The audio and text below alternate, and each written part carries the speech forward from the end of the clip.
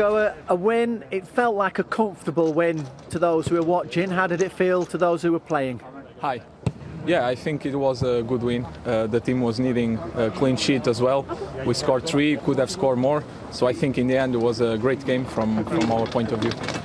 The goal that you scored, there were 30 passes in the build-up to it. Was that a sign of how confident you were, or maybe how comfortable it actually was? Well, I think they came with a game plan. They sit back. That allows us to have possession, and that is a great example of a team goal. I think great movement, great passes. I think that was the example of how it was the game. I think we were very comfortable with the ball. We defended well, so in the end, great match.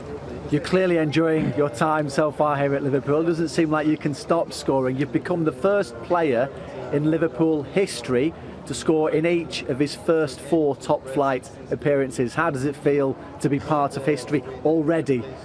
Well, I'm very proud, of course. I just want to help the team, but of course when that kind of stuff happens, we feel good. I feel proud to be part of that.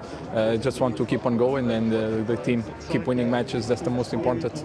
And just finally, I know it's still very early days in the race for the title again, but how important is it to beat the team that has been top and could have gone back top?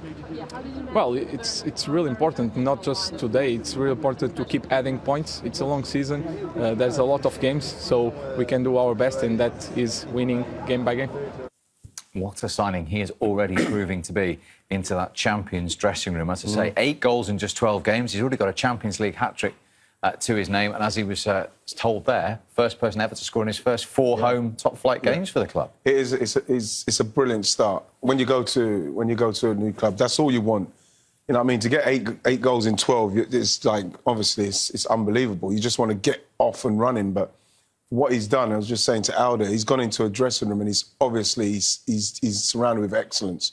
You can see that the way they've played, the way they've obviously prepared, the way they train, it's rubbing off, because that game before was a tricky game for them. The way Leicester play and Leicester's record going in and what Leicester are capable of, and the quality players that Leicester had, totally shut down today.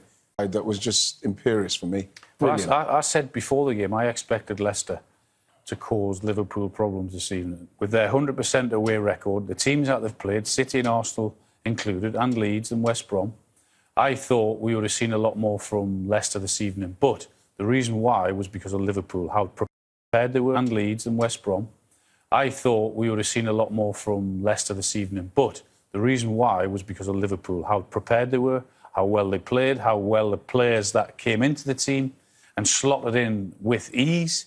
It was a magnificent performance from Liverpool. Not only they performed well with the ball, but without the ball, they stopped Leicester playing. Leicester's threat, what is it? Vardy never really had a kick. James Maddison never really had a kick. That high line that we thought Liverpool, Leicester might cause them problems. Those 2 centre-halves, and Milner and Robertson, were magnificent. The whole team performance was spot on.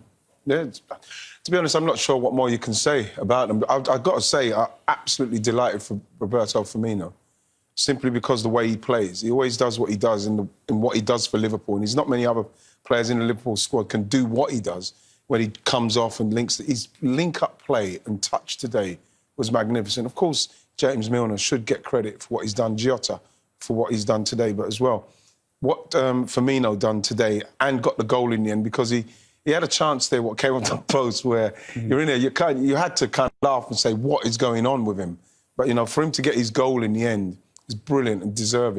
And I hope that he can go on to do what he's been doing before. Indeed. And Andy Robertson continues to get credit for assists, and for Jota's goal, you just love this cross, didn't you? It was dreamland for any forward. It was just, I mean, the touch here, and then the ability to go past him as he did, and then just, you know what, just put it in to the area with pace and power, and that run there from Jota, where you see him starting now, he attacks the space, he attacks that near post, he's got the run on the defender. All he needs now is a quality ball in, and that's exactly what he gets. Great ball, great header. Thank you very much. Game over. And if we go all the way back to the beginning of the move, Wright, 30 passes involved in this, which, since Opta began back in 2006, this is the most for any Premier League goal for Liverpool. And I think when you look at it, you could see Leicester, you can see how Leicester moving Leicester around. It's brilliant. It's brilliant the way they're doing it. And then what is very good about it is the ball that comes across in the end. I'm thinking, it's too long in the air. What's Andy Robertson going to do? Because I think that Mark Albrighton, as much as he tried to get out there quick, as you see there, it's too quick. But then the quality really comes in, because then we see what Robertson's capable of after all that passion of play. Passage of play. Passage of play. It's been a long afternoon.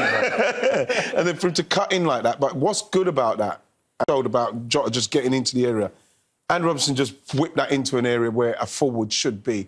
And because they're so good at the moment, Liverpool, you know that a forward will be in there, because that's how finely tuned they are. And just to back your point up about the continuity, probably, we were just talking about it before, arguably half of their first choice outfield players missing.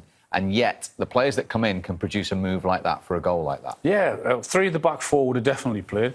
Trent, Gomez, Van Dijk. The guys that come in for them slotted in with ease.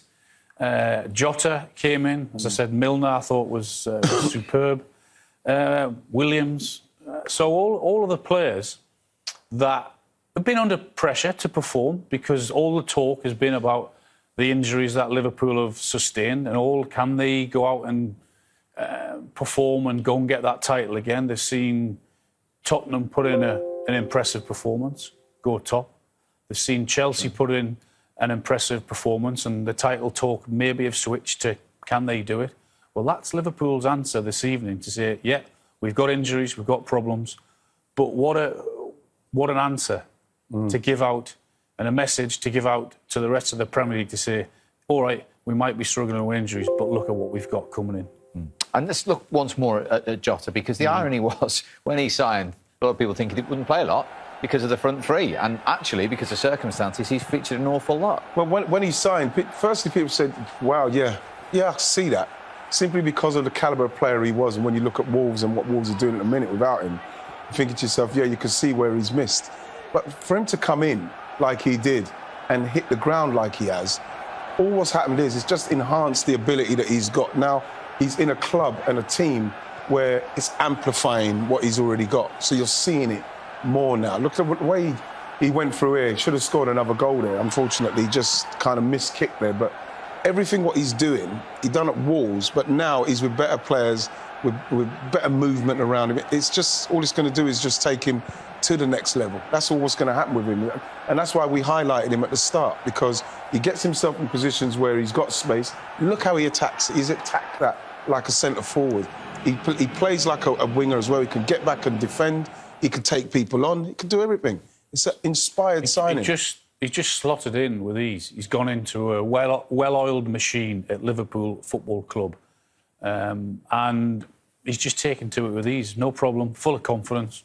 And it was a brilliant performance. Just how they would cope. Yeah, I was one of them. I was thinking, with the amount of players they've got out, how would they cope? Because it's an opportunity, especially we saw what happened to Manchester City. They needed to try and win the game to maybe get closer to a Liverpool and even Tottenham now. But when you look at Liverpool and what they had missing, how the players who came in reacted to being in the team and what obviously their manager wants from them, it's how you should be at that end of the table when you are fighting for everything. They're fighting for everything. Champions League, Premier League. We know the standards they've set themselves, and they've got to get a lot of credit for the way they played tonight, because they made Leicester look very average. They certainly did. Very impressive from the champions. 4 games down today. 2 still to come tomorrow, of course. 5 goals at the Cottage, 3 of them for Everton, getting them back to winning ways. Just 1 enough for West Ham to keep going. Sheffield United losing 1-0 at home to them. No goals and a red card between Leeds and Arsenal at Ellen Road, and those 3 goals and another 3 points for the champions at home to Leicester. Burnley Palace and then Wolves Southampton round off match day 9 in the Premier League. So Liverpool level on points with Spurs, who still lead the way on goal difference. They are 2 clear of Chelsea and Leicester. Southampton, of course, could go above both Leicester and Chelsea if they win on Monday. Everton up to 6th after today's win at Fulham. And Sheffield United remain bottom of the pile, just 1 point from 27 to begin the season. They, like West Brom, yet to win. Burnley have an opportunity to record their first win, of course, on Monday when they take on Crystal Palace. Arsenal stay in 11th on 13 points. Manchester City, incidentally, in 13th there, 12 points, 8 behind Liverpool and Spurs.